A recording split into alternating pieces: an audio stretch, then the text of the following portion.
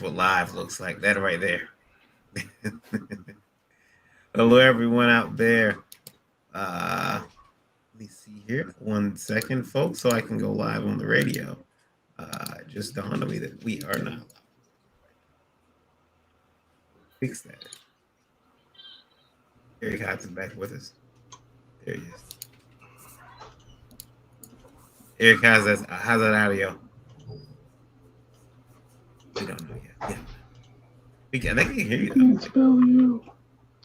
Well, that may have came out of a different mic, but anyway. So yeah, guys, we got a great panel here for you tonight, full of people we're going to talk to about the comics, and we're going to talk to Lola about Laura as she begins fulfillment of the campaign, and what one of her employees said about her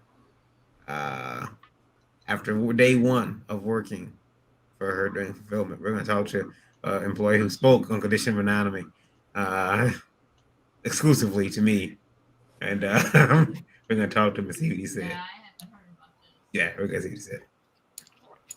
Here we go. I'm going to roll the intro. Hang tight, everybody. And you, sir, are you waiting to receive my limp penis? Now, get your hands off there.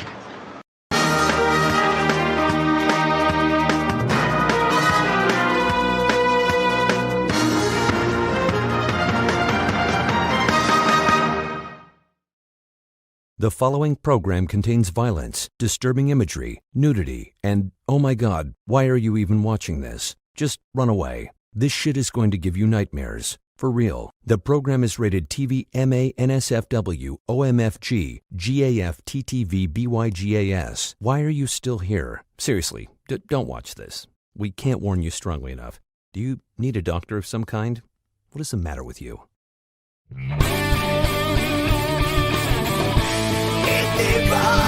The difference is clear. It's a revolt the masses will hear. It's the vote that the people hear. It's the revolt. The cause, the starts here.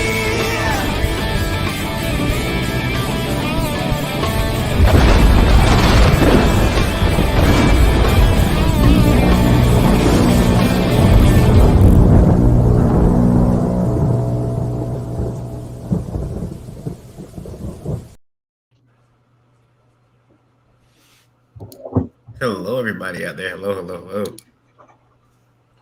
We are live. Okay, let's make sure. We're live on Indievo Radio right now, and we are live on YouTube, on Twitch, all over the place. That's right. It's Tuesday night, so it must be time for IndieVote Livewire. I am your host, founder of IndieVote Media LLC, Varian Grant. I am a very sick person still laid up, still not on camera. No one can see my lovely visage has been tarnished by this illness.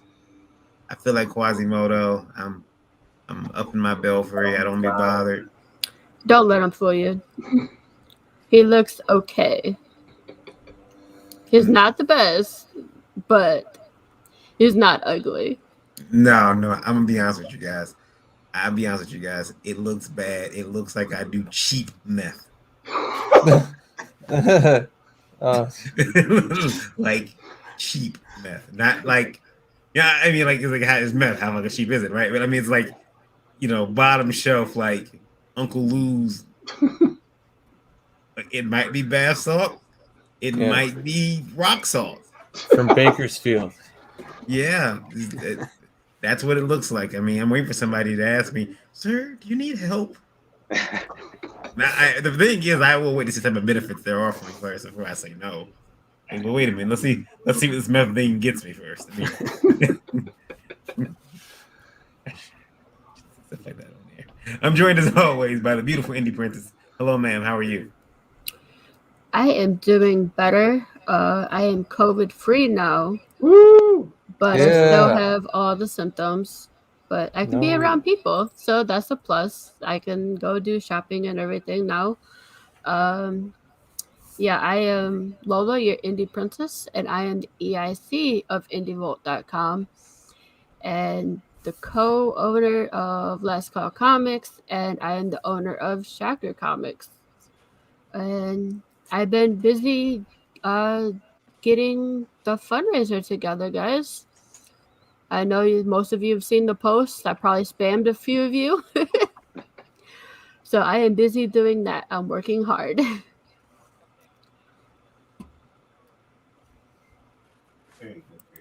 Well, I guess it's my turn. Hi, Eric Hodson here, Dreaded Dinosaur. Currently working on the British Bulldog comic book, which is the follow-up to Roddy Piper, Kilted Avenger. I got American Bliss in the works, and hopefully I'll be able to stop neglecting my Dreaded Dinosaur webtoon. But tonight, I'm with you guys. How's it going? So I'm Ruben Romero, also known as Ruben the Writer. I am a writer and creator of The Illusion Witch. That's currently on Kickstarter, issue number 3. And yeah, I just, I've been writing indie comics since 2014. I started with a book called The Agency, co-wrote and co-created a book called In Fairy with my co-writer, Casey Bowker. And now I'm currently working on The Illusion Witch, which will see worldwide release through Behemoth Comics next year in May. So yeah, just been grinding it out. Cool. I'll go next. I'm Daniel De Sosa.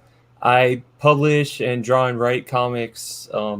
Right now I'm working on this fantasy comic called Oi, Tales of Bardic Fury. It's about like rock stars and idols in ancient times. It's set in ancient Ireland, and it's about a bard gets sent to a town that never heard music before.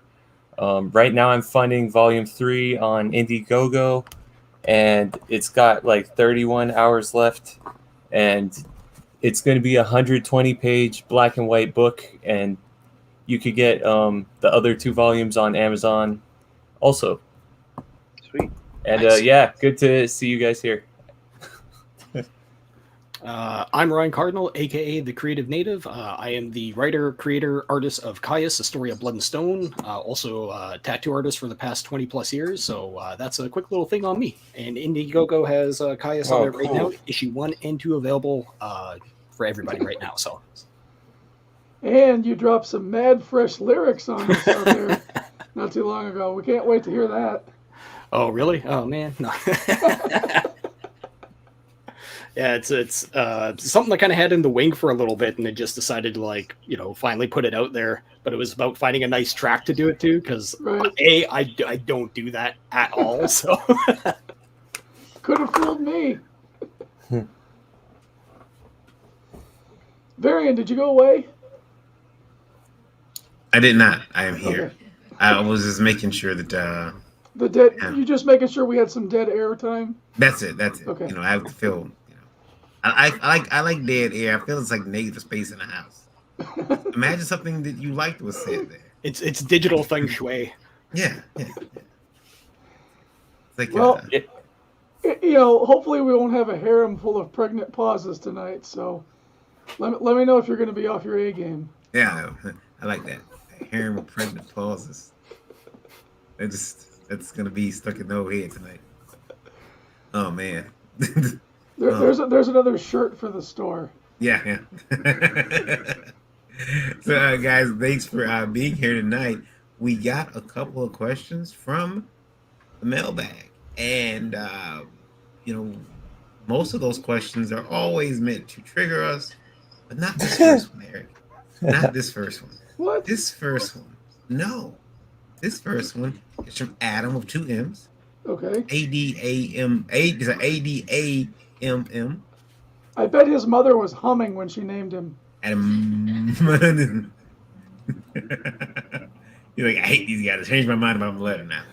Anyway, he writes in, "Hey, Indie Vault gang, you're doing a great job bringing me up to date with campaigns of indie comics and introducing me to new creators.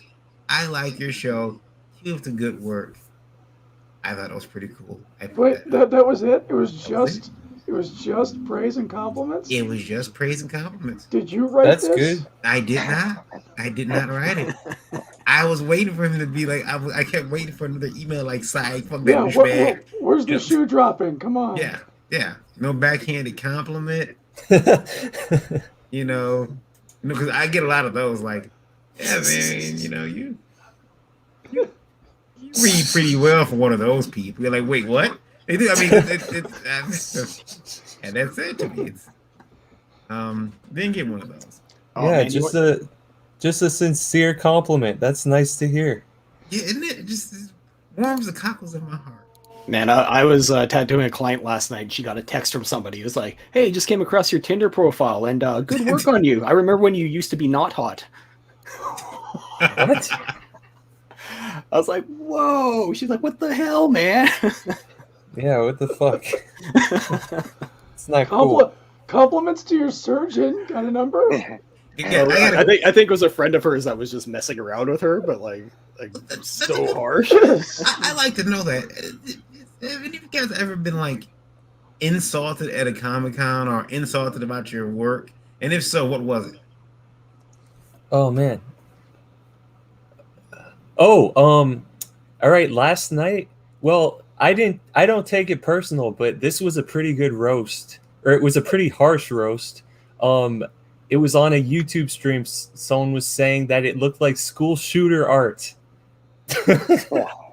Like they were like looking through the Indiegogo video, and they're like, "Oh damn, this is like school shooter art. This is like Columbine." And I was like, "Ooh, never heard that before." That's hard. But at the same time, yeah, don't take it personal. Other people like it.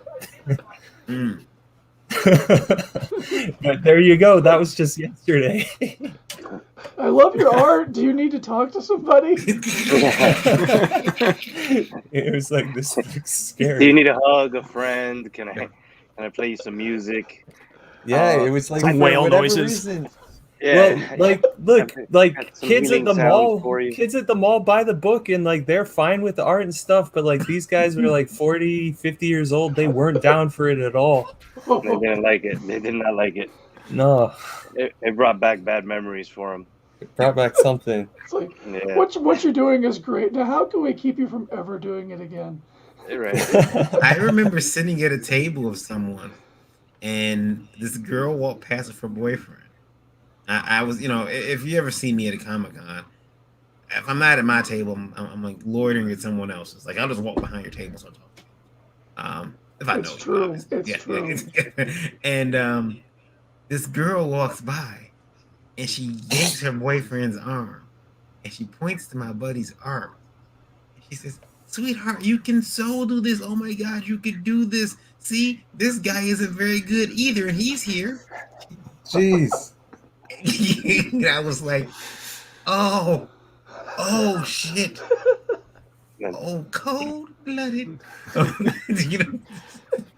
Well, that gives me some hope, because sometimes I'll see people walk by with their purchases and look at it. I'm like, are you blind? Jim said, I would have said, you just went on my list. Sorry, chat. I'm not looking at the chat. I apologize. Hey, there's new channel member. Look at that. What? Hey, yo, yeah, channel member Pops Van Zant. First channel member, by the way, which means, Eric, not only does he get a t-shirt, but you promised art. I did. Yeah. Oh my gosh. If Pops hasn't forgotten. T-shirt Well, and embroidered and- G-string. We'll see what he comes up Up with. until the 15th of this month, if you become a member of the YouTube channel, the money will go towards the Holiday Help Fundraiser, which is going to be divided and sent to Luke Stone and Randy Zimmerman. And you get all the perks of being a channel member, plus an awesome Indie Vault t-shirt. Feeling good times. Jim O'Reilly in the chat. Grant Lankard. Hey, Grant, hope you're feeling better too, sir. He says, hope you guys are feeling better. We hope you're feeling better. Larry says, Naomi Comics says, word. Hey, Jim says, glad you're up to stream at Variant. Yeah, it takes a lot of medication to get me. I'm still not on camera, but Trish in the chat says, hey, gang, a special hi to Ruben. Hey, Trish, what's going on? Hey there. Mike says, Illusion Witch. Yeah, Mike. That's my boy. Yeah, I think to answer your question, Varian. I get a lot of the oh, you're just the writer, at the cons. Mm-hmm. So it's like, oh, did you draw this? And it's like, no, I didn't draw it, but I wrote it. And they're like, oh, you're just the writer. Okay. So I think I don't get a lot of I don't know if that's a backhanded compliment, but it's a lot of that where I just I look at people kind of weird, like, yeah, you're holding that book that I wrote. Yeah, right. You got that. So the first question I was going to first of all, I forgot before I even get to that. I can't even have to tell you guys that Lola is in fulfillment of her book Lure. She's done fulfillment. She's got the books in and she's super excited and looks good. Yeah, she's gonna do this now. The problem is Lola needed help doing it. I guess getting the books all lined up and organized and everything. Well, she reached out to people. Well, I'm fulfilling 2 campaigns at once. I'm doing my Indiegogo and my Kickstarter at the same time. You see, now what I witnessed in her, what she calls workstation, I'll call sweat camp. I seen people half dead working, but they're working still, right? Yeah, I mean, listen. At one point, all the orders got put together. I'm just waiting for the rest of the stuff to come in so I can add it to the orders. It was horrible. I've never seen a place in such a condition. I haven't. I just. What is this, Foxconn? I couldn't believe what I was seeing, and Ola, I think that you're in violation of a couple different. I had some audio from a gentleman who spoke to me on condition of as long as I don't put his name out there, and let me see if I can find that file because I'll play it. Ola, I think the world needs to know how you've done people. You got breaks. That's all that matters. You had food, you had drink, and you had breaks. Oh, I thought she was talking about you had brakes. Like, you ain't got no brakes in your car now.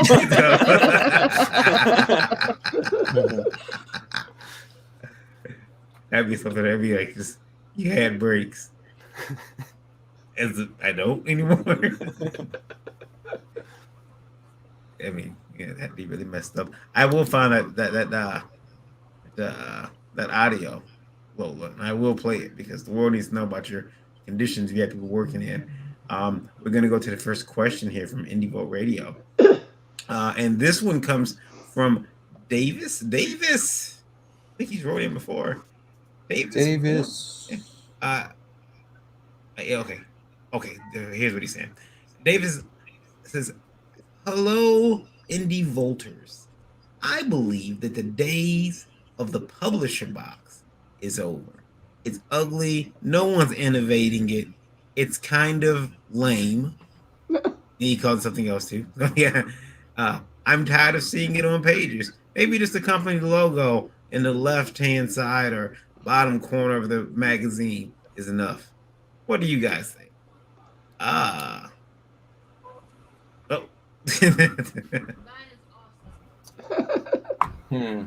To corner box or to not corner box? That is the question. I guess I didn't do it on this one. I don't know. It's right there. It says, wait. Oh, yeah. You mean the title? Yeah, the title. I don't have the brand or anything, but yeah, I do have it on the corner. So, but yeah. It's kind of there anyway, though. It's kind of what a publisher box would be. Your title. Yeah. Then I basically did it. I know for branding reasons you're supposed to, but it looks sometimes textless covers look really cool. Like I also have a textless version of this with a different cover, and it does really well. People just pick it up and they're like, "What is this?" And it doesn't say, and they're like, "That's kind of the draw of it." What about you guys? You guys take pride in your publisher box? I mean, I don't the way like. that the way that I look at it is there's comics have changed, right? Like with it's evolved, the way that it looks, the way that they pitch them, the way that that they're meant to be sold. I mean, from even just from titles, right? Like we've gone from just standard, just one word titles to they only find them when they're dead. Something is killing the children. So and indie publishers have gone like Behemoth. Behemoth doesn't do the pub box. They've got the it says Behemoth at the bottom of the book on the bottom of the cover, and that's it. When you open it up, it tells you the cover or it tells you the number of the issue or what have you. But yeah, I mean, I think it's to each his own. At the end of the day, like I think if you want to do it, you can. It's mainly a stylistic thing, because in the beginning of comics in the golden age, there wasn't a corner box either. It was kind of magazine style format, just a big old title, really cool piece of art, and then the comic on the inside. So I guess if you want to harken back to a certain era and grab somebody's attention, you can do it through the style choices that you make, and that would include having a corner box if you want one. I remember I kind of did some designing to my corner box. I thought it was slick, and I was like, yeah, this is awesome. Hey, Sim. What up, then, Sim? I also have this American Psycho thing where if I see a corner box is better than mine, I'm like, Look at the way that they have it spaced so evenly from the sides and the edges. He's right. Look at it. Son of a bitch. Those are some sharp corners. Is this eggshell white? Oh man. 0.2 stroke there. Does it sound like you're talking about golf after a while? Just Now my golf is more like it's off to the right again. God damn it. Indie Vote Radio, and this one did not have a name on it, so I'm sorry, anonymous person. They're a little upset. Is it? Yeah, and I've heard they left their name off on purpose. I'm thinking. Oh, yeah, I've heard this complaint before, so I'll get into it. Yeah, okay. Let me read this. So I've been in indie comics for about 2 years now, and I'm already ready to fucking get out. They go on, they say, the drama between creators, this interpersonal BS where everyone gets offended about everything is ridiculous. I thought it was just confined to the indies. A bunch of small people fighting over smaller scraps.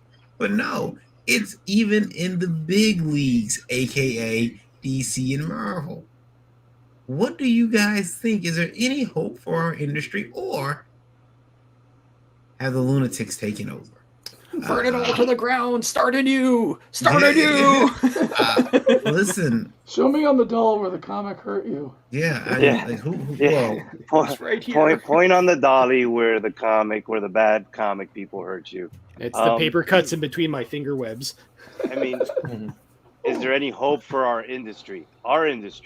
Okay, so number one, comics have always offended people. Okay, from day one. Okay, that's why they had to get passed and graded and all, and so on and so forth. So they've always touched a nerve on some point or someone, or in someone, with different subject matter. And indie comics, that's where it thrives. If you're talking about interpersonal beef between creators, listen. I mean, at the end of the day, if you're paying attention to that, it must be a slow news day. I mean, come on. I really do not care if Jeff Lemire is mad at Scott Snyder. I'm not worried about it. Yeah, exactly. So it's one of those things where it's I don't know. A lot of people always complain about social media being negative, but my point is it's your page, it's your world. So if you're allowing this stuff to be on there and you're feeding into that, well, then that's what the algorithm is going to feed you back, and you're going to constantly be stuck in this loop. So just focus on the stories, focus on the comics, and don't focus on the drama. I've actually been told to get it together by Twitter because they can't figure out my political affiliation. who I follow. They've been trying their hardest. I mean, they keep throwing like these. I'm fucking the algorithm up. Is what's happening. I'm gonna get my account banned. So you're either up for a blue check mark or you're up for being banned. Yeah. So they're like throwing me, and I'm like, I don't want to. I don't like they throw me these questions now, and I'm like, I don't want to answer. And they're these really leading questions, like, how do you feel about feeding hungry children? Exactly. Like, what do you want me to say to that, man? Give him a sandwich. Like, It's strange. you are now a Democrat. Yeah. Wait, what? No, but they just you can't. They've been trying. As NFT is on the rise, guys. NFT. Well, it had to happen. It had to happen. This is from Mario. Mario writes in to say that have we considered that someone may sell an NFT image or make an NFT image that they don't actually own the rights to and sell it? Oh, it's been happening. Oh yeah, it's been happening. A really prominent artist in our industry too. Why am I blanking on his name? He did a lot of work for UDON and Capcom. He just found out that a whole bunch of his pieces that he's done, somebody's up and just started selling them as NFTs. And, That stinks. Yeah. I need to get in on this NFT thing. I got a lot of stuff. Did you see what I sent you? I sent you that link to the guy who bought Fantastic Four #1 NFT version. There's a company that's licensed DC Marvel Classic Catalog, and they're posting NFTs of famous comics that people can buy, and they're doing limited editions, limited runs, the whole spiel. Wow. I'm going to use my real monies for my pretend purchase. You take your fiat currency that is supposed to be real money, you purchase internet money with it, and then use that to purchase internet goods. Oh, just like at Disney World. I got it. Yeah. Exactly. Once you get your Toys R Us bucks, Yeah. you can then Where a kid can be a kid. So look, this just seems like robbery with extra steps. Just oh my goodness. Okay, all right. That's how we're gonna do things.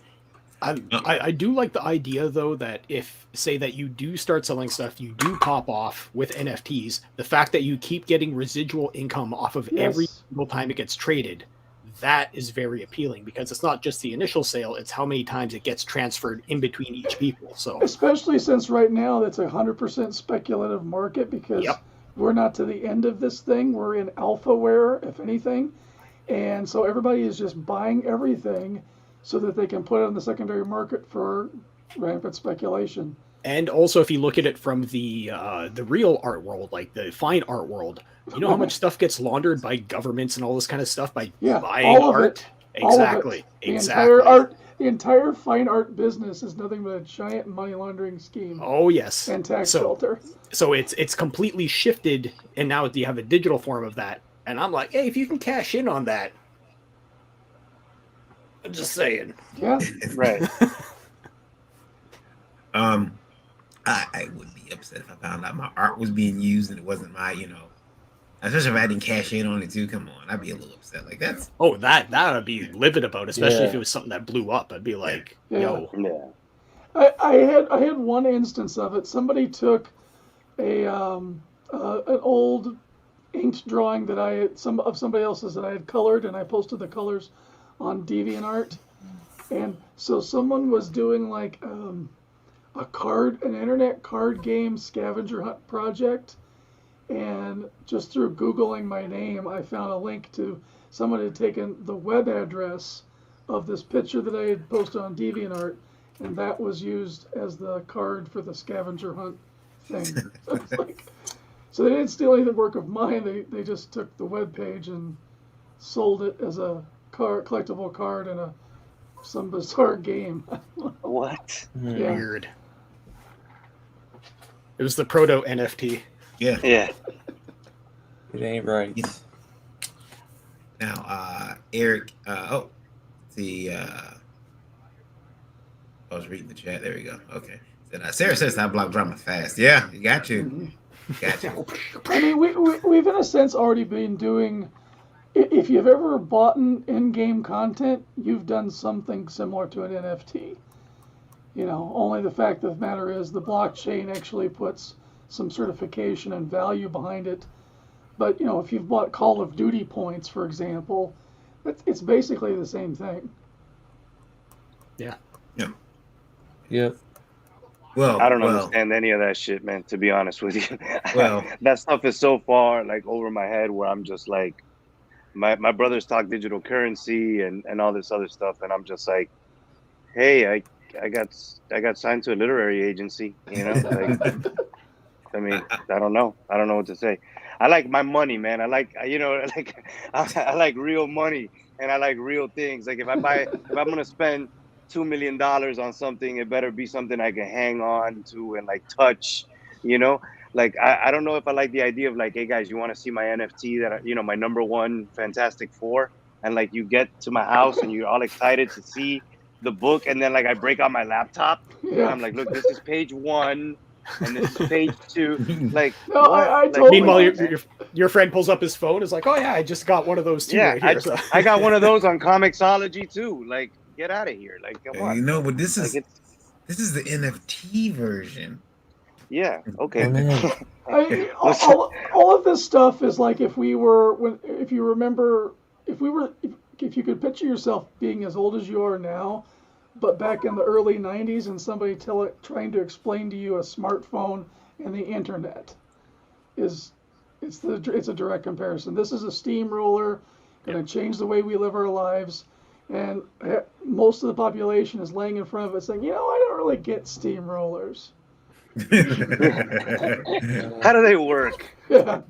Do you remember that Wu-Tang album that was like there's only one of them and they sold it to only one person and no one else heard it? That was kind of like an NFT before it all happened. Yeah. Right. Right. I remember when they said they were doing that. They did that, and then the guy who bought it, I'm like, well, he's got to put it out for everybody, right? And he was like, nah. And then he went on to do a bunch of other nasty, mean things. Did you see him on Twitch? I think he was on Twitch listening to it in his headphones while people were watching him listening to it. Yeah. I gotta look at that video because that's gotta be one of the wildest videos ever. But People were sitting there watching him, and he's just there like, yeah, Troll King.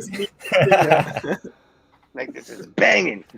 Like, come on, man. Come on. Didn't Wu-Tang get the album back though? Didn't they buy it? Because he was like, that guy was like, it went up for auction. Shady. That's what it was. But Wu-Tang has a clause that they're able to pull a heist at any point in time to get the album back to whoever owns it. So if he sells it, whoever they sell it to, they agree to those terms. So it was the whole Wu-Tang Clan is gonna pull off Ocean's 14 for the album. If like RZA and Method Man show up to your doorstep, like I'm writing this idea for a movie down because this is gonna happen. I mean, well, maybe they did. Maybe that's why he's in prison now.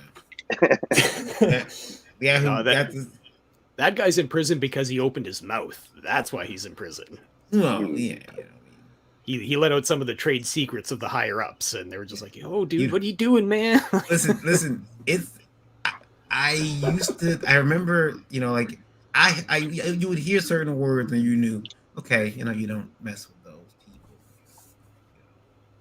So you hear certain cartel. You hear certain stuff. Okay, let me not mess with those people. There is a new group of gangsters, folks, that I've been made aware of through television shows, through just news, the paper, the damn newspaper, sadly. A new gang, a new empire. It's called pharmaceuticals. They apparently will kill your ass so damn quick and so gangster-like. Like, they will throw you off the top of their building. Okay? And when you hit the ground and you bust open and everything, they will somehow go out there and do their wizardry over your blood and put in their put in their drugs so that they can make it like you were the person did it. They didn't even pay your family for insurance at that point, do they? Nope. Yeah. I think like a villain. Wow. Anyway, Eric. Yes. Last one here for you. Indie Vote question. And this one is as an artist, I get it, but here we go. And this is okay. So this is from Wallace. Wallace says, trying to price my commissions fairly. I've been thinking about $25 to $30 an hour is what I would like to charge if I'm working on a pencil piece. Black and white to inks, no color. Mm-hmm. The issue is, I am seeing artists that don't draw as well as me charging and getting more. My thought now is that I will go up. Well, I tried it, and I had a patron come to me and tell me, "Oh man, I used to love to buy your stuff because it was good and affordable." I gave the guy the old pricing, but now he's giving me something more to think about. Wallace. Yeah, I mean, there's a lot of different factors in what you price your art at. At the end of the day, for me, it's got to be worth whatever I consider my time to be worth. Now, as you progress in your career, you get more opportunities, you get more lucrative opportunities. You're going to have to start thinning the herd. You can't say yes to everybody. So there's got to be, I used to not understand why, like, celebrities who have more money than anything they end up charging a lot of money. It's simply to reduce the amount of burden, or in some case, the crazies, from having access. And that's pretty much the only reason why a pricing structure exists. I'd love to draw for everybody, but if I'm just charging $10-$20 to do it, I might be filling up my time with something I could have done my time on a $300 or $400 commission instead. It just depends on how much in demand you find yourself, and that can wax and wane and change. We're all kind of we're all friendly competing with each other to be top dog in some aspect in this industry. When you reach a certain level, you just have to start shutting off what you did to get there, because it'll just consume your time and you won't continue to progress. So you got to obey your conscience. If you're happy with $25-$30 a sketch per hour for an hour-long sketch, then do it. And that's what it is. People who really love your work are going to want to see you grow, and they're still going to support you. So you can't be backpedaling just because one person maybe can't afford. You want to do something on the side for them. Maybe that's the guy you take payments from for a little while. But eventually, your true patrons, they're going to stick with you as long as they possibly can, and new ones will come on, and you have your support structure. Yeah, that's pretty bang on. I got something similar from the tattoo world, because I always have people coming up asking, can I get this cheaper? Can I get a deal? And I'm just like, no, man, my hourly rate is this. And if I do give a deal, there is a small segment that there's a window of opportunity that you can hop in on, and there's only so much available. If you miss that you miss your quote unquote deal. That's just the way that it is. Yeah. I talked to a friend of mine who's a tattoo artist. He told me, he said, man, he said, the worst part about being, like, he loves his job. He loves getting up, and for him, though, the worst part is that these people don't want to pay. They always want to barter. Or he says, and if it's a girl, she's always thinking, "Oh, I'll just sleep my way out of this," And he's like, I've been offered so much. Like, hey, how about we mess around after it's free? He's like, no, I'll take the $400, please. Yeah. Well, I mean, I got something better than $400. No, you don't. $400 pays my bills. Yeah. You got $450. Yeah. Yep. Yeah, it's a wild job, and yeah, that's exactly what happens. You have people trying to wheel and deal all the time, and you just got to shut them down right from the get-go. It's not just that. It's that if you sell yourself at a certain price for a certain price, like, look, I sell you like a sim apple at 25 cents for 5 years, and then I decide to just raise it up, or just like if there's no raise of value, when you raise your price, you will turn off anybody. That's why they always say, like, do not undersell yourself to get a gig. Try and always stay in a competitive price. Because if you go like really too low, you're shooting yourself in the foot. Yeah. No, wait a minute. I don't want your Canadian economics. It's not Canadian economics, dude. You know very well I'm more American than a lot of Americans. And, you know, Canada's just North America, you know? It is. America bigot. Junior. It is. I've been, here's the thing. Thanks to the internet and VPN, I've been watching news of states I don't live in, in different places. Let me tell you something. When I was young, I had a really weird idea about Canada. Like, I think I must have gotten in my head somehow. I must have got Canada and like France confused. And I'm like, yeah, Canada's got to be awesome. It's either that or it's due north. Everybody thinks we're still in the Mounties. Well, see, then I living in the woods.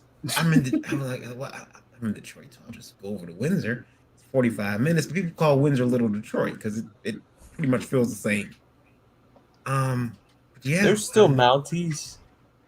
Not really. They're just like ceremonial. Yeah, ceremonial. Yeah, I've seen them.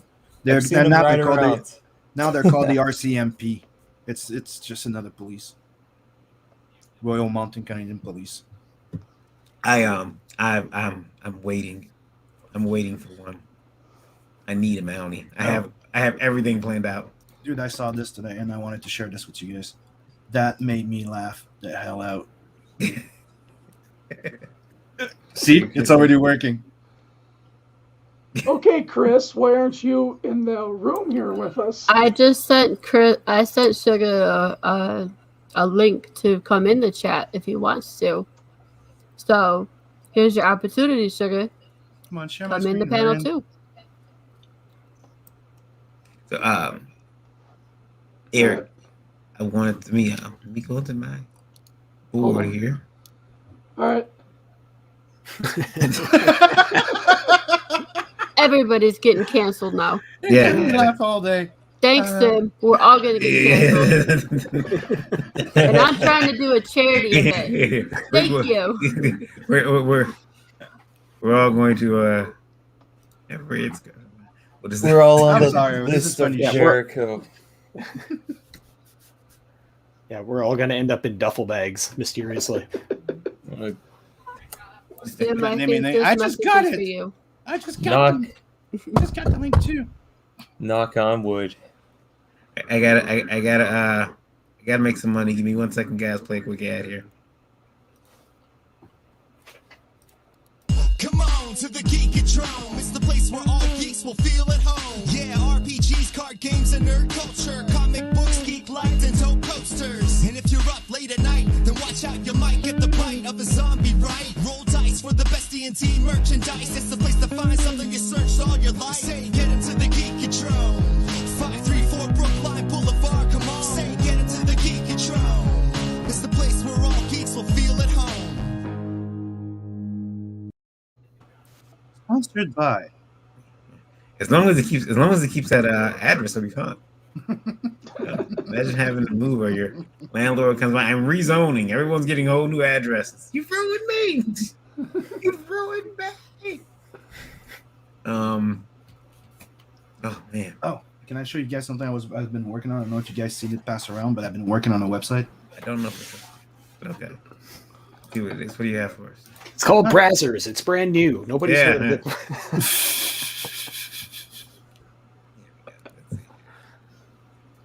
Tight. It's called the InkSlayerEntertainment.com. If you go here, you have the four creators in there: Sim, Scotsman, Inkspot, Beacon, and you have the full catalog here.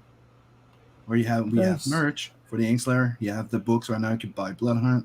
Nice. You can buy Seven Legions. You can buy that edition of Tales from the Nightverse, not the variant covers, just that one. You have a gift card, and that little thing here is called a royalty reward. which gives you awards you Inkslayer tokens. That the more you buy, the more you win points, and that gives you discounts. Is the website up and running? Yep. And this is what the actual landing page looks like. Can you post a link in the private chat, please? Of course I can. Thank you. And here you have the link to our channel, and obviously we were talking about Chris. You have his link right there. And I'm thinking of maybe moving the merch to his own little website. Golden. Make sure you also get Sim's email and invoice him for that quick what he thought was free advertising. No, I can't mess with Sim because he's donating an original art for the auction. Donating. Yes, I am. Yeah. So I can't. I'm sorry.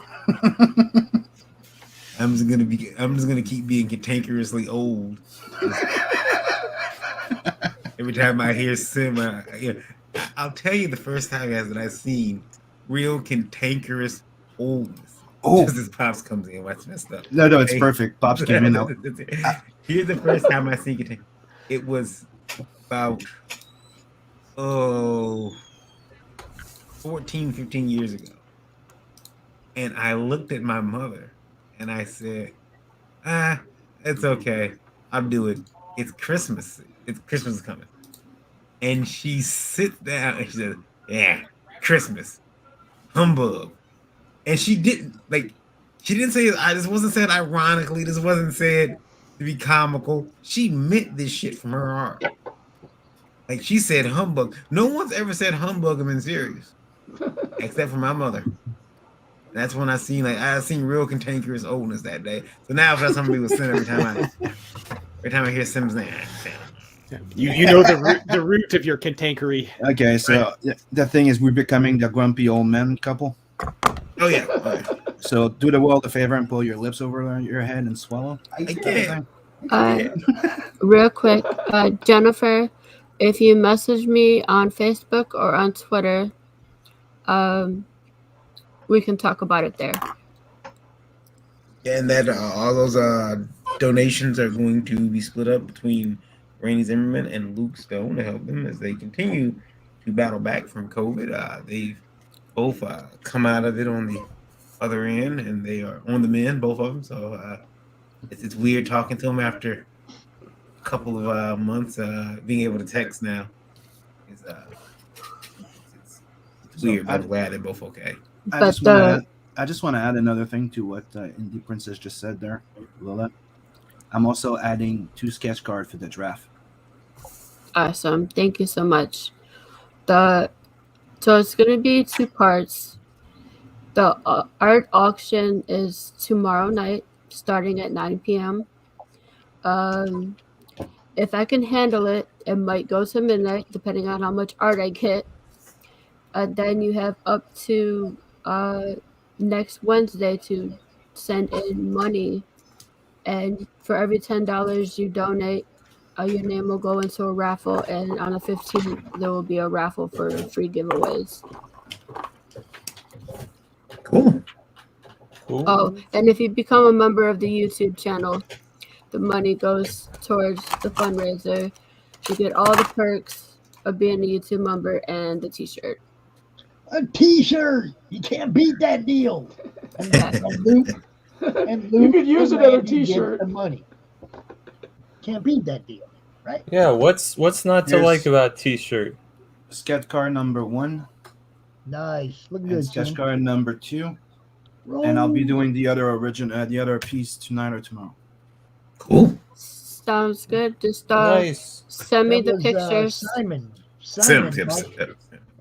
Simon put the ass on the sketch. Hey, and I want to show you one last thing. And Pops is there, and I'm so happy that he is there because he loves metal.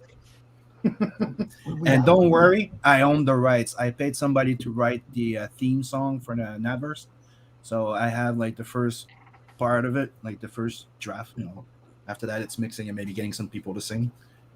But share my screen for a second. Okay. Don't worry, I own the rights. You're not just getting strike.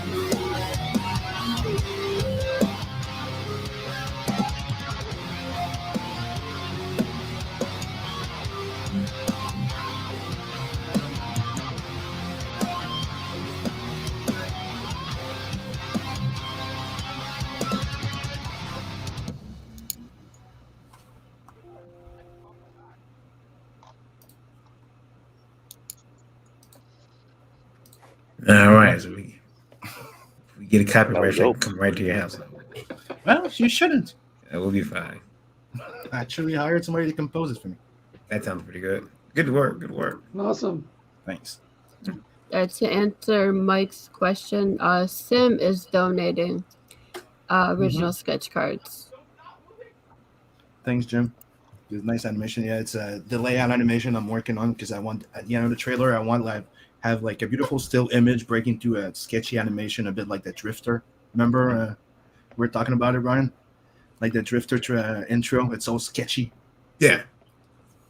But it's very nice. But that's what I'm trying to do for the next trailer. Nice. I love it. You guys are setting the bar pretty high. It's like, how can I launch Dreaded Dinosaur Man next year without an animation now? I'm just going to have to do it. Yeah. What's up, sugar? And I'll also be donating a red dress to Sugar Chris. What? He's like, I'm out of here. He's like, I'm out of here. And then he just walked in. I'm not, you know what, Chris? I will not mention the red dress entire show. Yeah, you have it's too late now, Barry, and she already did. I see how it is. This is an ambush. It's a betrayal. What's up, nephew? Ambush. Hey, that Pops. red bush. Let me bring up these campaigns here. Take a look. So what is that?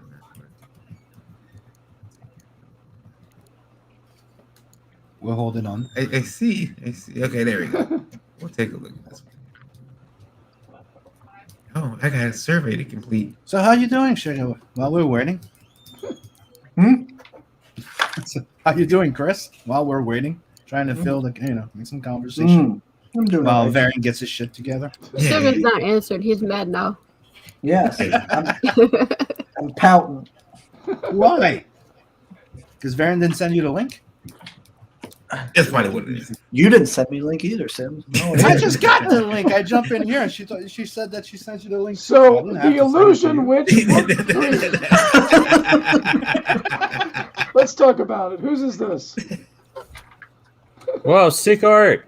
Hey, this is Ruben. Ruben, you're muted. I was just saying pivot.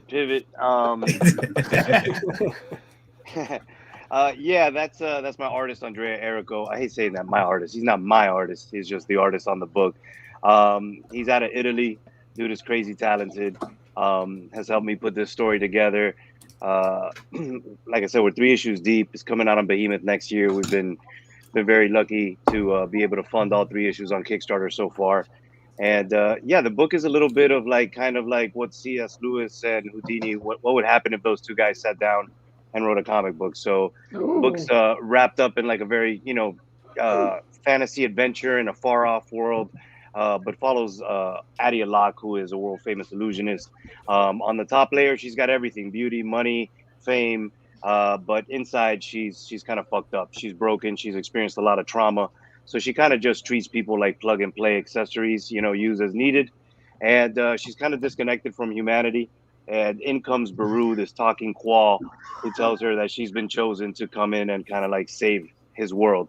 And she doesn't really see it. So it's that's kind of where her journey begins. This reluctant hero who's been told she's the savior when she doesn't see herself as such. All right, let's roll that trailer and see what's up. What's up, everybody? My name is Ruben Romero, writer and creator of The Illusion Witch. And if you're here back again, I want to say thank you, because that means that you backed issues 1 and 2, and you know the ride that we're already on. If this is your first time considering backing The Illusion Witch, welcome.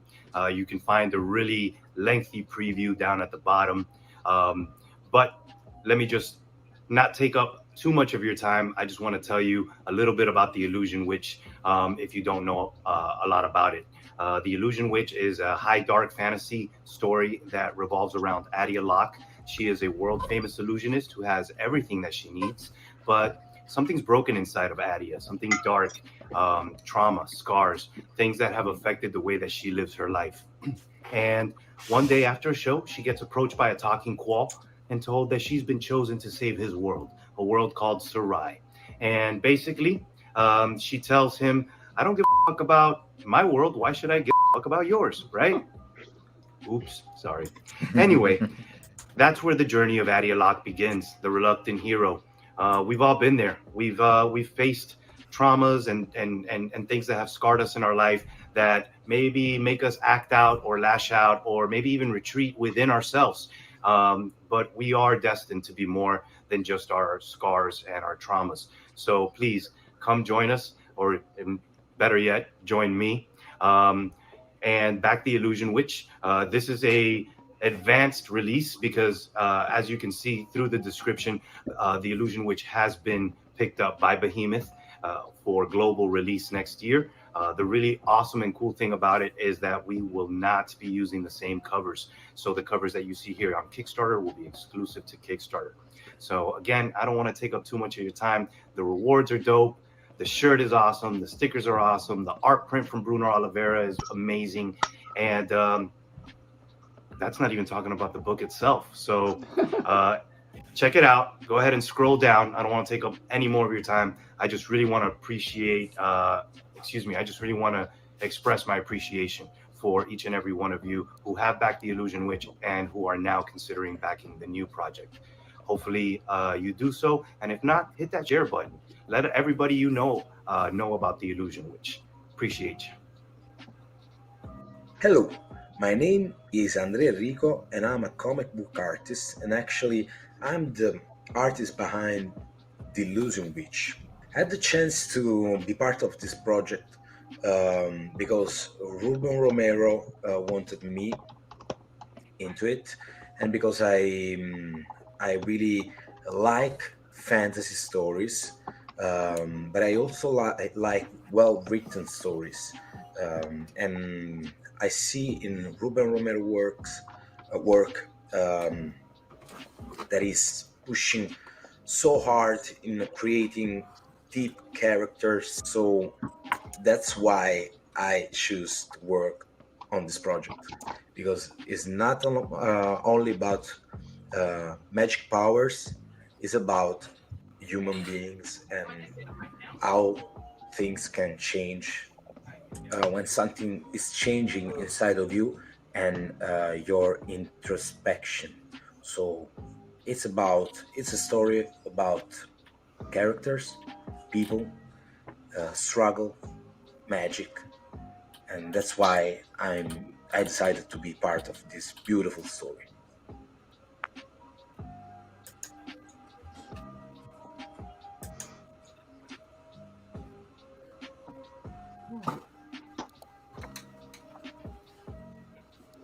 You're at $5,198 and $5,000 goal now. Let's scroll through this campaign. Let's do it. Behemoth Comics creative team. There's the side note. I hate doing those things. Those are like the worst. Like I hate Kickstarter videos. Like so much. You stumble upon every single word, and it's like you take like 500 different takes, and it's the worst. It's you just gotta make sure you get buddies and know audio and video. I like the colors of this one here. I think the last time I seen it, I thought the colors were pretty cool.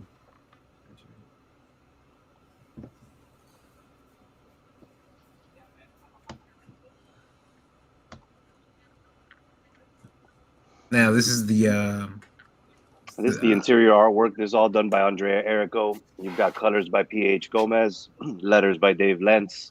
I'm really lucky, man. I've got a really great team who cares about this book just as much as I do. I kind of sat down with each of them individually and kind of told them where the story came from and what I was trying to convey.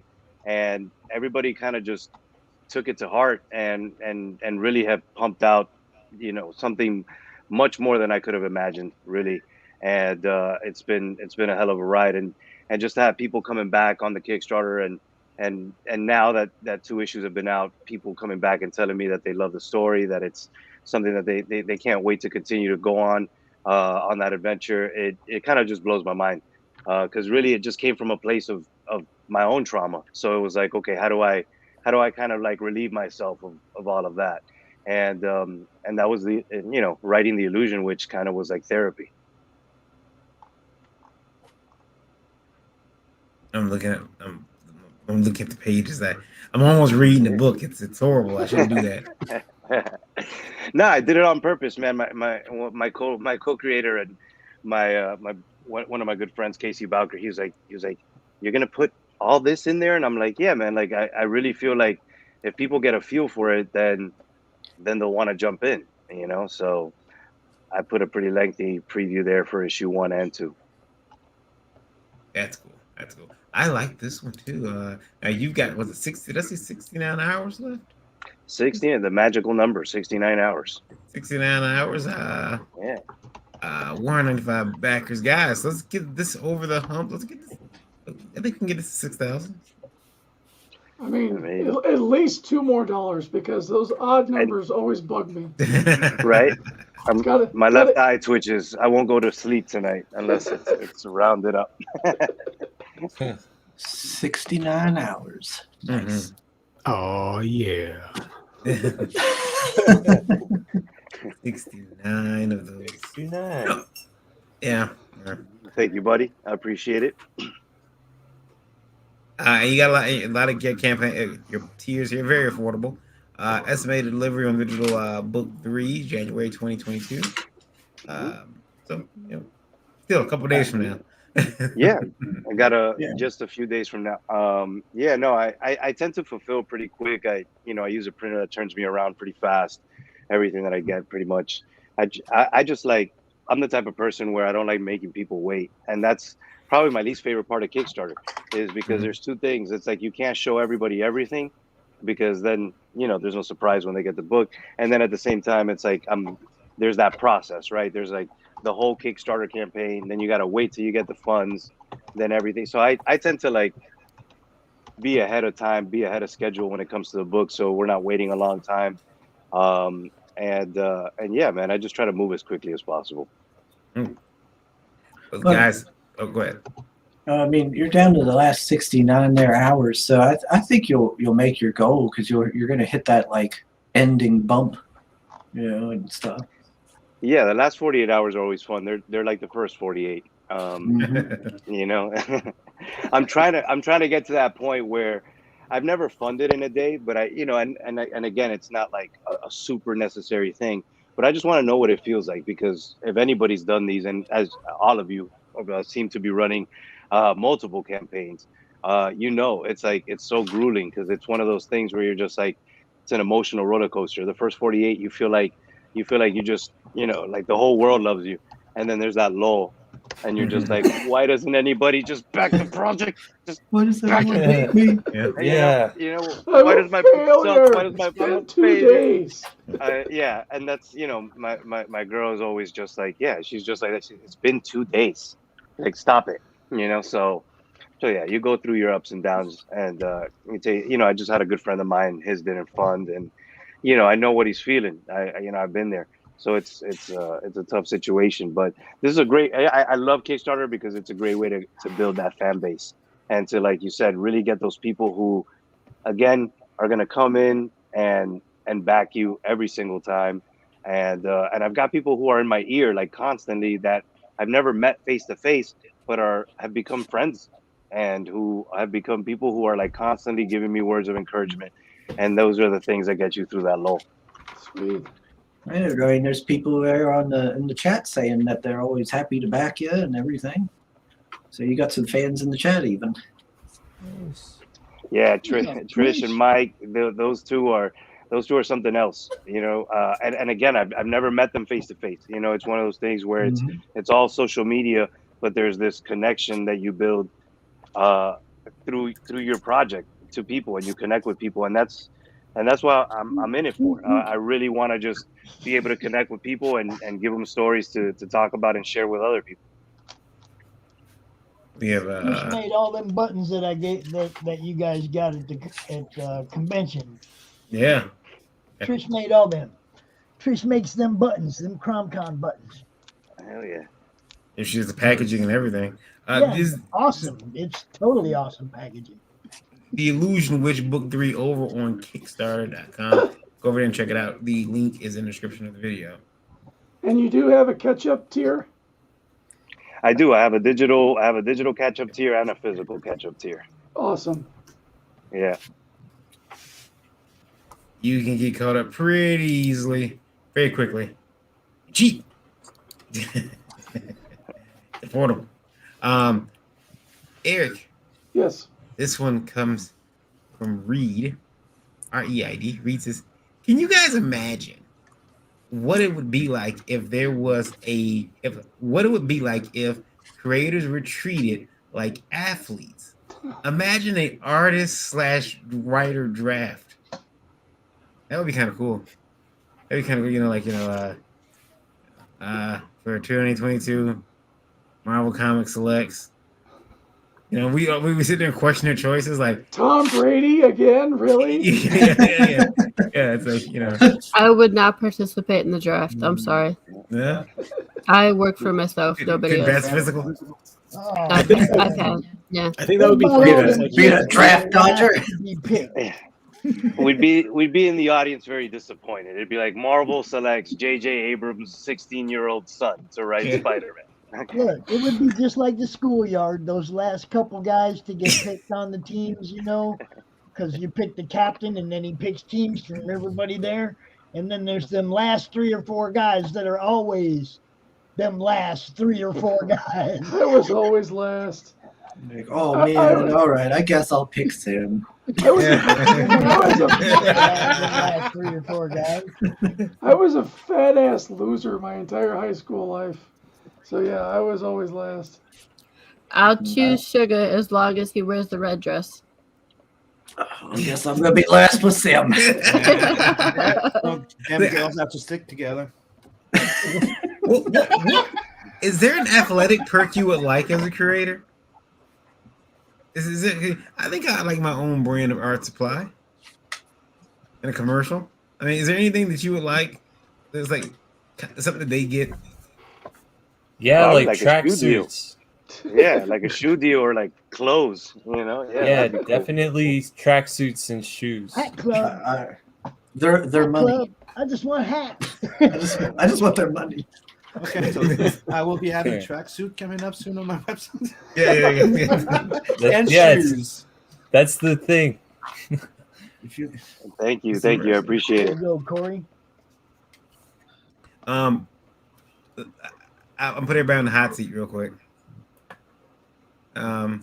You're up for draft. Any company you hoping gets you? What company you secretly you're sitting out there in your suit, clutching the hand of your loved one.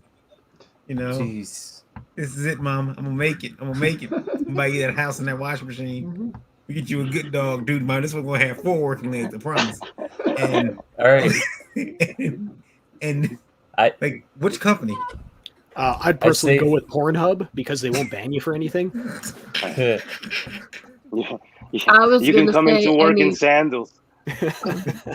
Yeah, I was gonna say any place that is looking for erotic stories. Yeah, so you want I mean, Shocker Comics. So come on now.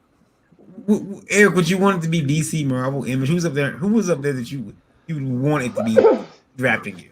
In the past, it's like, yeah, I would have loved to have been on, Marvel bullpen, working on Iron Man or some, kid's dream. But yeah, anymore, it's like, what company is going to give me the character that I really want to work with? I think that would probably be more important than the salary of signing bonus.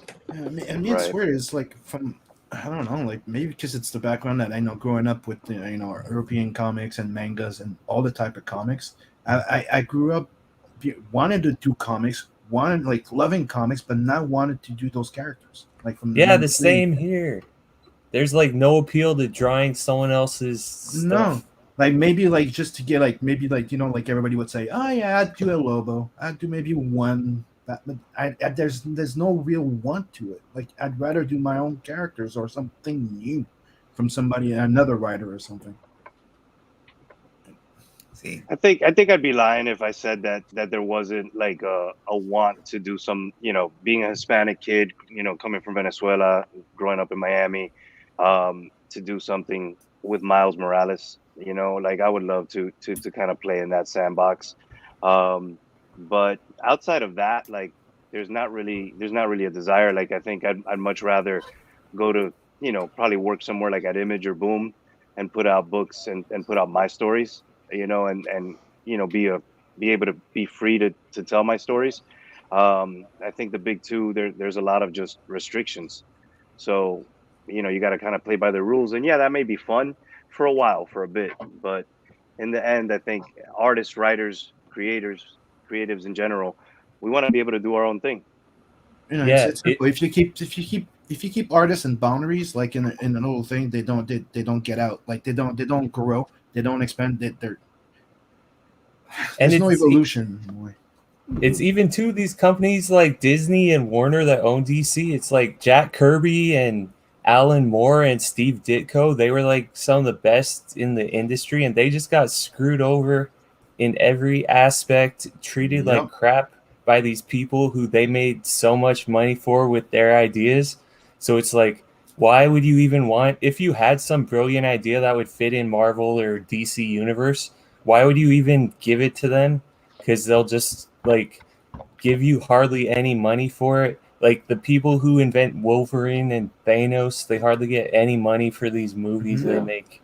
There's And like no point for it. It's like they sold that book, The Marvel Way, which is pretty good because it teaches you good art, but also they're just like trying to get a whole generation of kids thinking the only way is to work for Marvel and to draw these Marvel characters, instead of thinking I should create my own thing and become like as big as Marvel. But like, not that that's possible anymore, but like, yeah. Yeah, but if you remember back in the days, they used to always draw the house style. Then after that, you had people coming in with their own style. There was artists like stars, like actual rock stars. They would drive the sales. Then Image happened. Then if you remember, Marvel and DC, they went on a big thing and they said that they wanted to go back to a more household type of thing where the IP would drive the thing because they don't want the artists or the writers to be driving the sell on the book. Yeah, another thing with that too is during the 2000s, there was an active push to get rid of a cartoony and manga style that was pushing through big time, and they wanted to go back to like a more Western style of comic book art. That was kind of a response to Joe Mad. Yep. Yeah, Joe Mad. Joe Mad and Adam Warren. Yeah. I'm not gonna lie. If I had an opportunity to put an IP in the company, it would be Coffin. See, everyone's out there right now. You guys are staring. You guys are being very brave, staring in his face. But I tell you right now, I know there's some sweaty palms that when IDWs that they're about to select. It's like you might as well not even go to work tonight. You just don't even know why you can go in. They're losing. And with the third pick, yeah, IDW's losing the Hasbro. Looks like they're losing the Hasbro license. So there goes all my interest to ever work for them. Yeah, it's like, people are probably gonna leave now. Like, oh, we don't have. I'll tell you what. If Dynamite offered me something to do Red Sonja, I would take it in a heartbeat. I've always loved that character. I always wanted to draw that character. That's like a bucket list thing. Right. It's less about using that to establish a career. It's like I want to check this bucket list. Give me one cover shot with Red Sonja, and I can not participate in mainstream comics and be happy. Yeah. Yeah, same. I got it's like Miles, the Power Rangers, like give me an issue, give me a one shot, whatever. Yeah. Just, there's certain little, established IPs that I would love to play with. But again, it's a lot more fun creating your own stuff and Marvel, it out. At Marvel, I think one of the top ones would be Ghost Rider, Spider-Man 2099. Oh, yeah. I'm a big Miguel fan. O'Hara, yeah, that's a good one. And Wolverine because it's fucking Wolverine. Well, it's fucking Wolverine. Yeah. Yeah, no, they're all fun in theory. And I'm Canadian, Yeah, and I'm Canadian, so I get to, drink syrup while I write the comic. I'm 5'8" and I'm white as fuck, so yeah. So, there we go. You know what, Sam? Yes. You You either look exactly like Wolverine will look in real life. Well, now that you've done that, I can kind of see you being an apostle. Not sure which one yet. It was Simon. There you go. Yeah, there you go. We got the name. So yeah.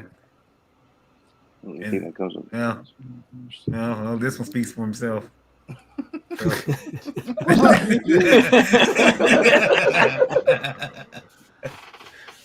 I love it. Let's see here. Let's look at some other stuff. We're gonna bring up Bardic Fury. Here we go. Oh, nice. Keep it up, Marion. I'm not going to turn the other cheek next time. Keep hitting that same cheek over and over again. I mean, you okay? You get sore. I'll play the intro.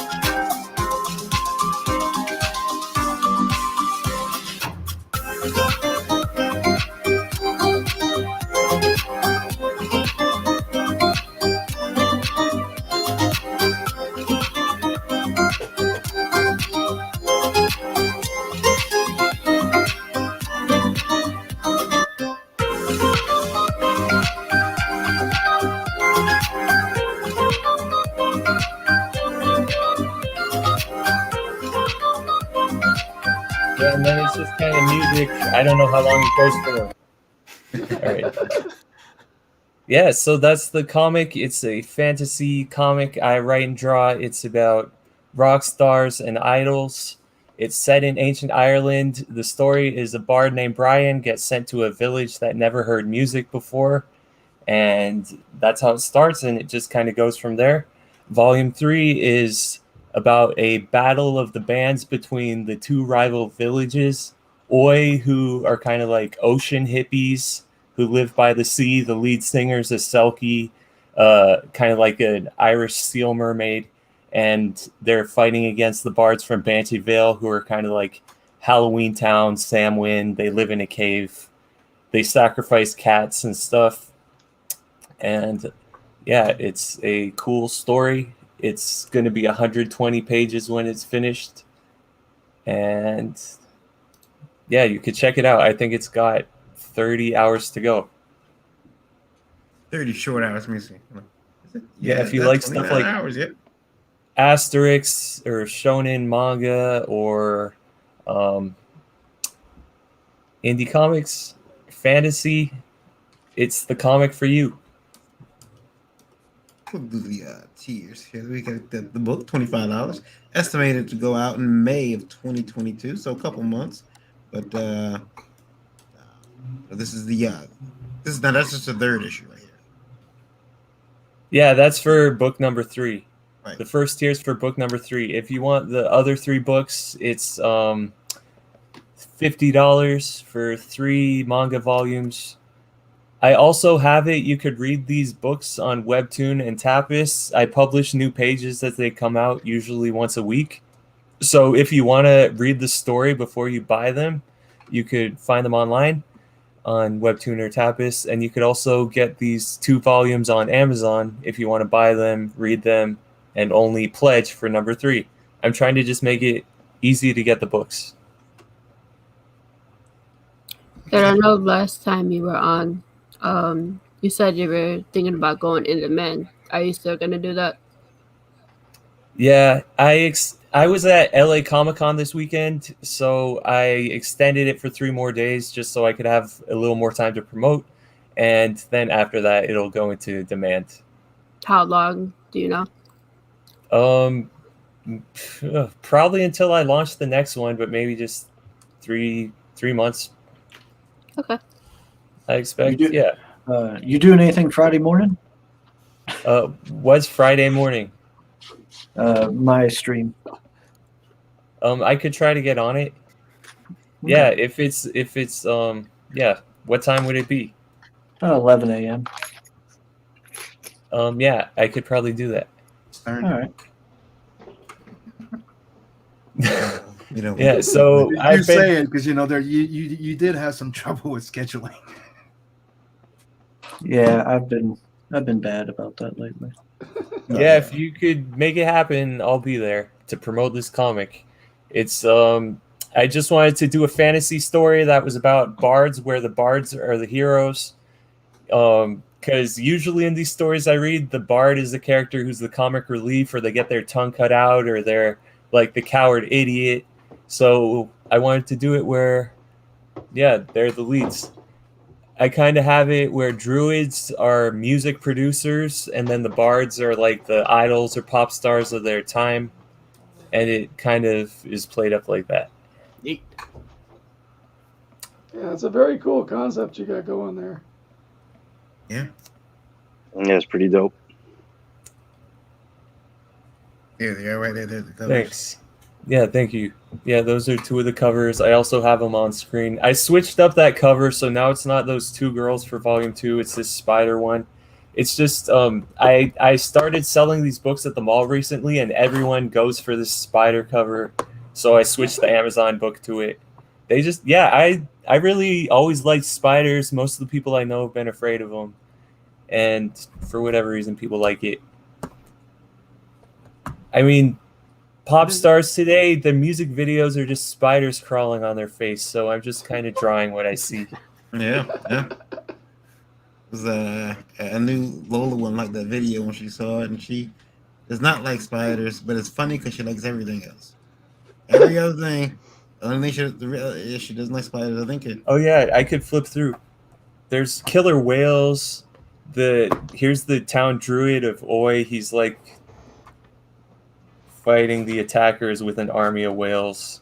There's a bunch of stuff in here. It's not just music. There's also action, fantasy, romance, and horror. Volume 2 is horror themed. Volume 1's kind of more like A New Hope, where it introduces all the characters. And then I'm hoping this Volume 3 rounds it all out as like a nice Return of the Jedi that finishes the arc started in this one and begins the next one. So if you want to get in on this story, now's the time. Very cool. Folks, is Bardic Fury. It is over on Indiegogo. Just for right now you can get in on the active campaign for 29 hours. Yeah, and you could and Tapas and Webtoon also. Read it there. Bardic Fury. The link to this is in the description. Go check it out. Very cool, very cool. So you like spiders, right? Yeah, one of the characters is a spider witch. I got the perfect action figure for you. Sweet. I was just gonna say I'm like Christopher Walken. Yeah, that looks like a nice Mexican Spider-Man action figure. Not the Better. There you go. Beautiful Ditko level drawing right there. I know it's like. I was gonna say the Spider-Man has that or he has crabs. I can't tell which was going on from that picture. Those are spiders. It could be something weird like spider crabs. There you go. Oh yeah, Casa Story of Blood and Stone, issue 1 and 2. That's my jam. Okay, speaking of jams, you got to lead with that. Let's hit it. Yeah. Let me pull it up here. Oh, do I need to play the video? Play the video. Share screen. Share audio. Share audio. Just got to make sure I got the right video pulled up here because I got a bunch of videos, so let's do the right one. Bad problem because that sometimes I might accidentally play porn. I have to be very careful. All right, let's do that. Like, it's not so much that I play porn. It's like you guys have a question about the porn I'm playing. Like, really? Like, fully clothed, Marion? Yes. This is what you watch? Fully clothed? Talk it out? Yes. People are disgusting. Yeah, if you want to share my screen there, it should be ready to go. All right, so this is my modified elevator pitch for Caius. I got people asking me about Caius, K-A-Y-S, Caius, a story of blood and stone. People wondering what it's about. So I'm going to give you a little bit. I'm going to give you my elevator pitch. It's going to be a little bit different than an elevator pitch, though. I like it. Check it out.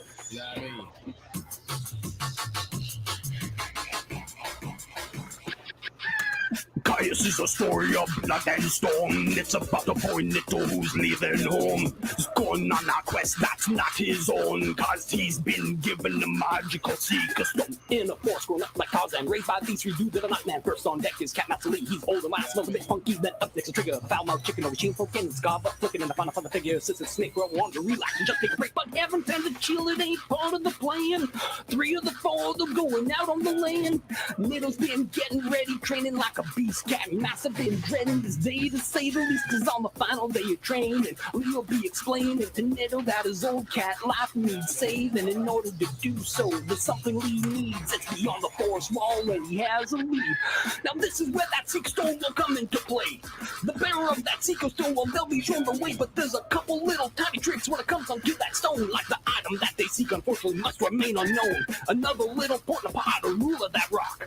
The asker of this single task, well, they can't join or walk, so we'll have to stay behind. The other 3 while they will leave, but Cat Master has hope and faith they'll find and retrieve. Whatever it is at the end of the road, Neto now has a stone, the adventure unfolds. But there's more story yet to be told. If you wanted to, is now out to behold. Now there it is.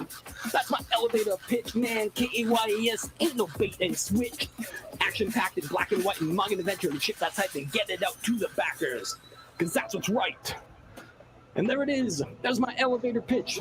Caius, a story of blood and stone, issue 1, issue 2, available now on Indiegogo, in demand. Link is in the description below.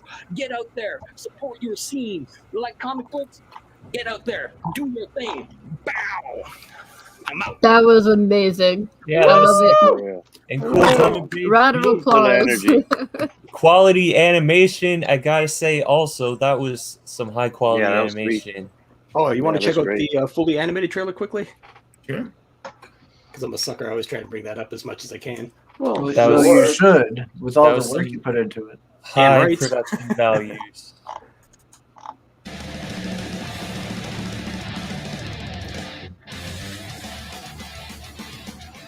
Damn.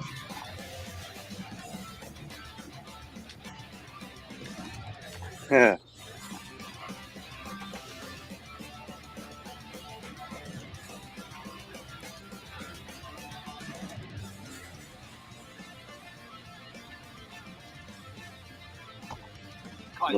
Love that chicken. Yeah. Yeah. I love the chicken with the doobie. Action-packed adventure comics and don't miss out.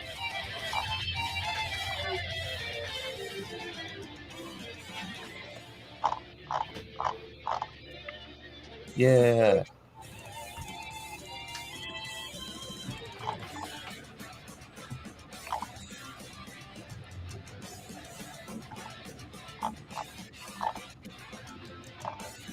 Sharingan.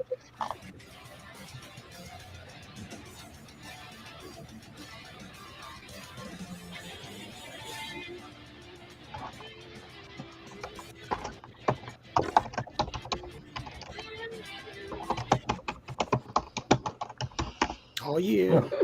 It's awesome. Yeah, that is pretty dope. Who did the animation? I did. Oh wow, that's impressive. Yeah. That was really good. Oh, thank you. Thank you. What does Sim have here? Are you working on pages, sir? Mm-hmm. This is a page for Tales from the Universe too. Nice. Here's the page that's before. It's part of the animation. Nice. I'm gonna need you and Hex Allen to release a rap album, Ryan. Yeah. I wasn't gonna let him go ahead talking about those rap skills. Drop some bars there, sir. Thank you. I would have told you if you'd have been trash. I'd have like, hey, Ryan, hang it up. Yeah, stop all what you're doing. Yeah. Go back to drawing. I'd have been like, this ain't it, bro. This ain't it. This ain't what you want. But no, you did very well, sir. Very well. Oh, thanks, man. Yeah. And if anybody's interested, you can still sign up for the mailing list for Caius. If you want to pull my screen up again there. Yep. And I'll put this link in the private chat, and that can be put out. But yeah, you can come over here. You can sign up to this. This is the only way to get onto the secret perk, and the secret perk is the color cover for Caius issue 1 and issue 2. That's the only way you can get it. Nice. I'll just pop this in the private chat. There it is. And it's just a MailChimp sign up. I'll be putting out the next batch of emails here coming up probably on Monday. I think that's the next time I have time off. So if anybody signs up, like I said, that's the only way you can get onto the secret perk for the color covers. And if anybody wants a little bit of a preview, you can go over onto this link, which I'll also share.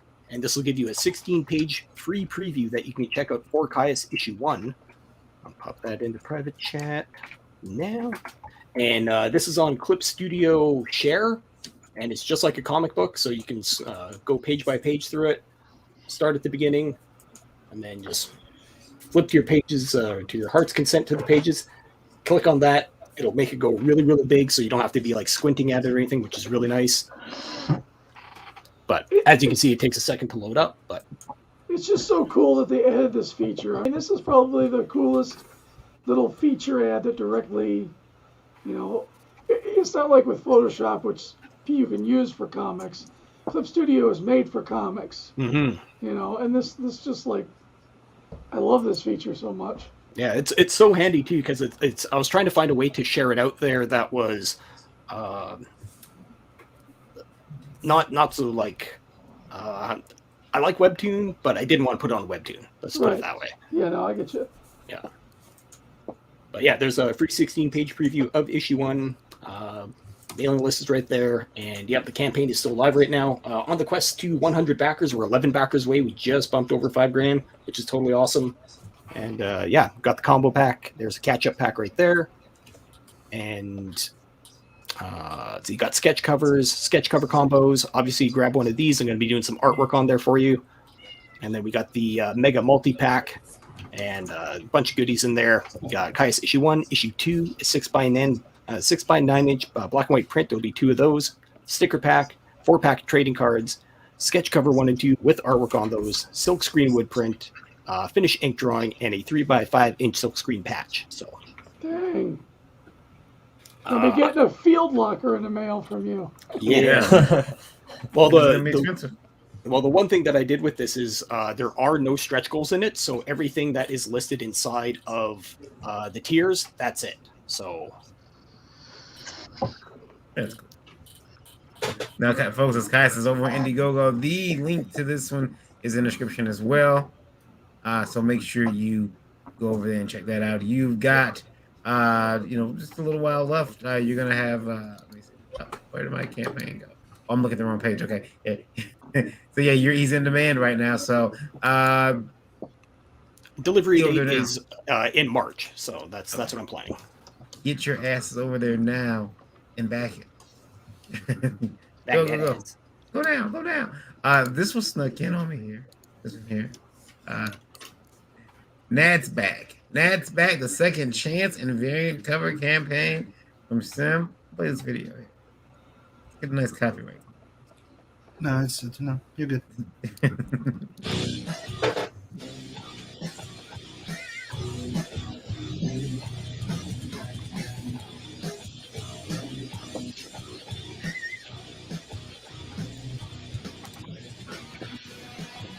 Tales from the Napverse. This ongoing anthology collects short stories introducing characters within the Napverse, and are all connected to the main series, Nap the Merc.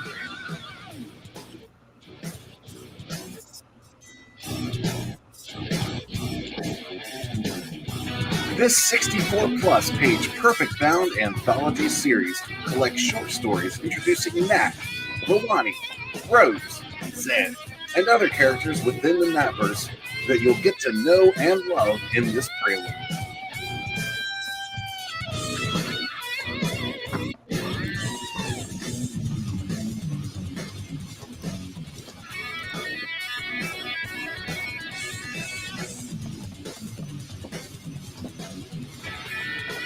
This volume contains 2 previously published Nat stories, as well as the previously published Helena Rose stories, introducing you to those characters. In addition, you'll also be receiving 2 brand new stories by Simon Sim Peltier. Royal Rumble, colored by Seven Legions Michael Beacon. Also, Nat and Zed, colored by Spartan Scotsman of Xenotype. Arm up and fire off into the Natverse. So much testosterone.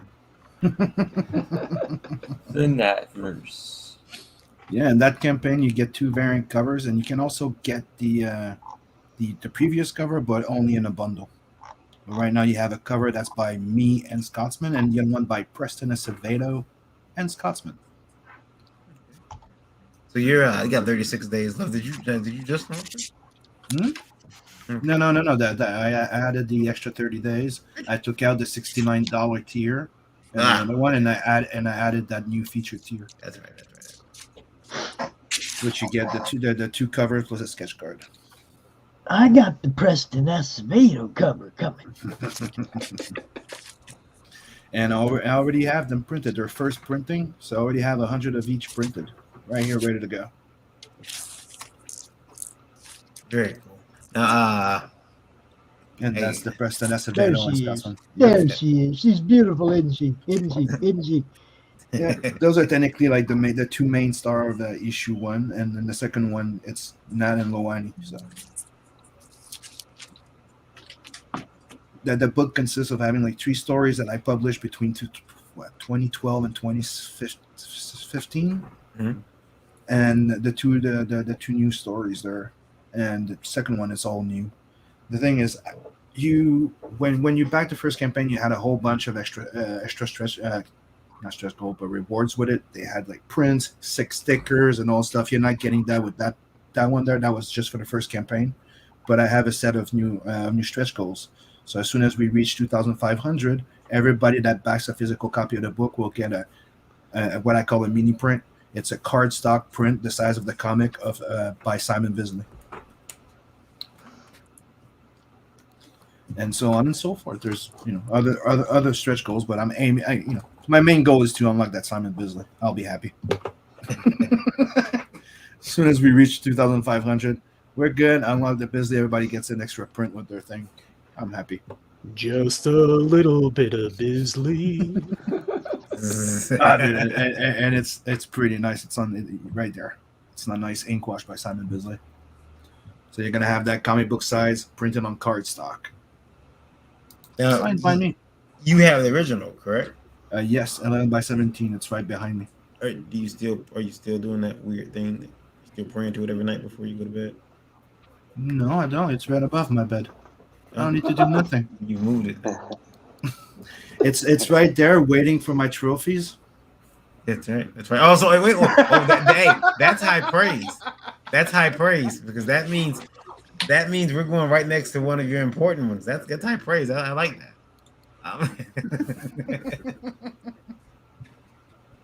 Yes, it's an 80-page book. It's already printed. That's the second channel in case if you missed the first one, and there's variant covers on it. So get on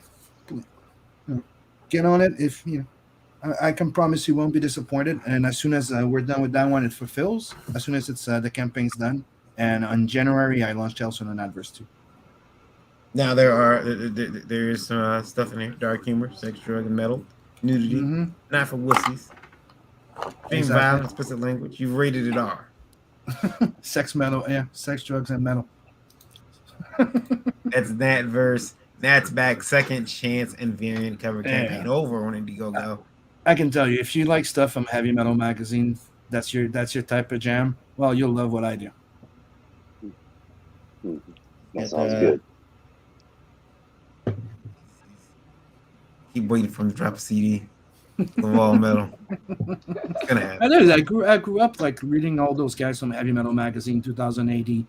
I love all the Image Founders stuff like Cyberforce, Wildcat, Spawn, and all that stuff. So everything's infused by that. I grew up also watching like all those anime. Like I'm a big Masahiro Shirow fan. Mm-hmm.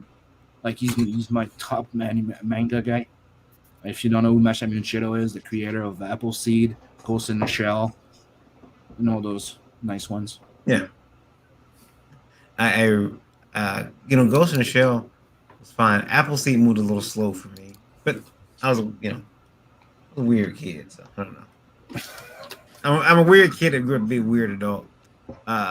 Even weirder. I don't know. I personally think that if you read the manga, I think Ghost in the Shell is a bit more slower than Appleseed. We'll fight about that later. We'll fight about that. I'm not gonna let my anime nerd out. I just don't think my black Kirk can take the points today. Revoke it. Count to how long? Till March 1st. That's after Black History Month. Exactly. We don't want you out there at all. Calculate. Punishment. I see. Folks, we're getting very close to time to wrapping it up. But before we do, I do have one quick thing from Indie Vote Radio. And we always get one question that I think that makes everyone say, Okay. All right. Okay. When are you going to read this question? Doing it right now. Waiting for it right now. I don't want to. I want to give it the seriousness it deserves. Not to laugh. It's not a fine wine. You don't need to let it breathe. Okay. Yeah. So this one is from Carlos, and he says, "Too hyped up. I'm very upset about my grandparents being taken advantage of by some low-life, quote-unquote, comic book artist. He sold them original art, up to 200 pages of what is basically crap shit, telling them that it was worth thousands. This is the shittiest art I've ever seen. I can't find the guy's name or any contact information on him. He sold my grandparents this for several thousands of dollars, cleaning out their savings for paper that is worth nothing. If if he can get the pages, if I can put the pages up and help try to identify the artist. Send me an email. I'll take a look at it, Carlos. I don't know what I can do legally, but sorry that happened to your grandparents. Buying original art is always tricky.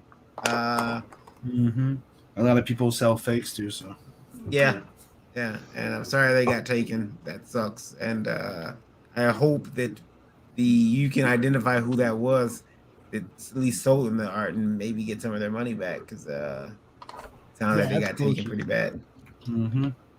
That's evil. What's Yeah. up, Dan? What's up, Dan? Hello, friend. Hey, Hello, Dan. Yeah.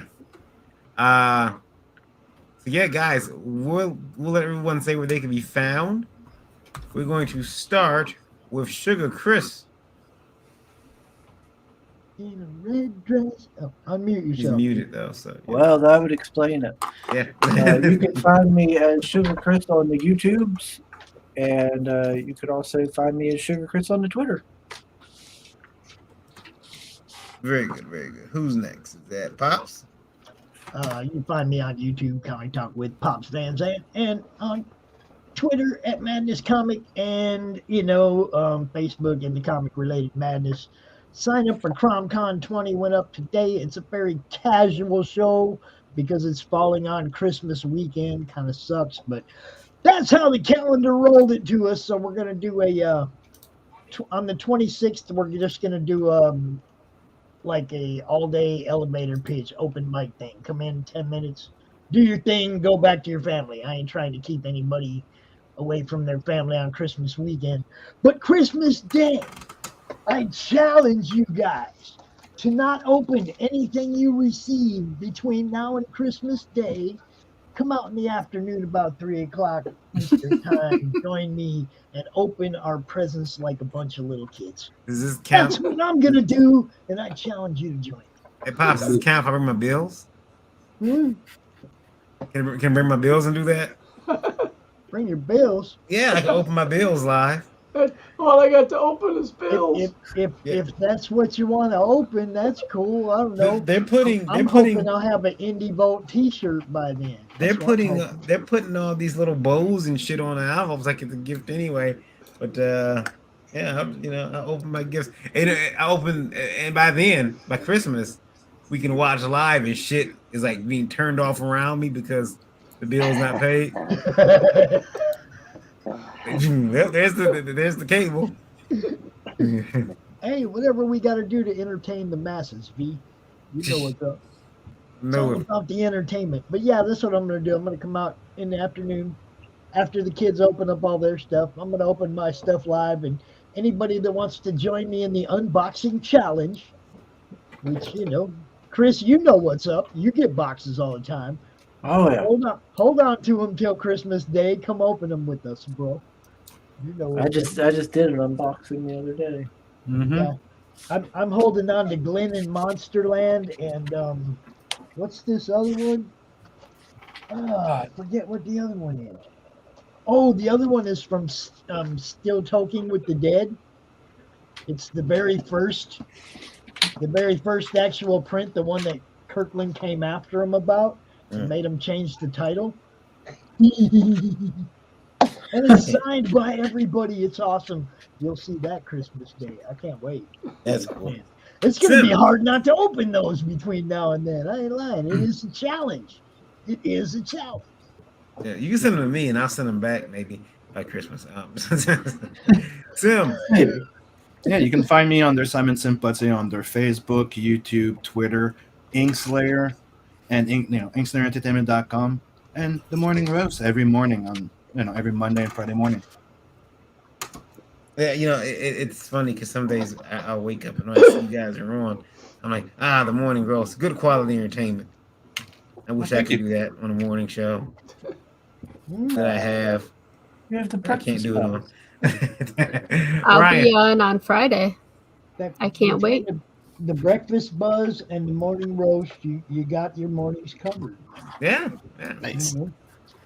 Everybody can find me. I'm the Ryan Cardinal on all social media: Instagram, Twitter, Facebook, Minds. Anywhere is the Ryan Cardinal, and you should be able to find this little yellow red bird symbol everywhere. So, and you can also find him climbing the Billboard charts.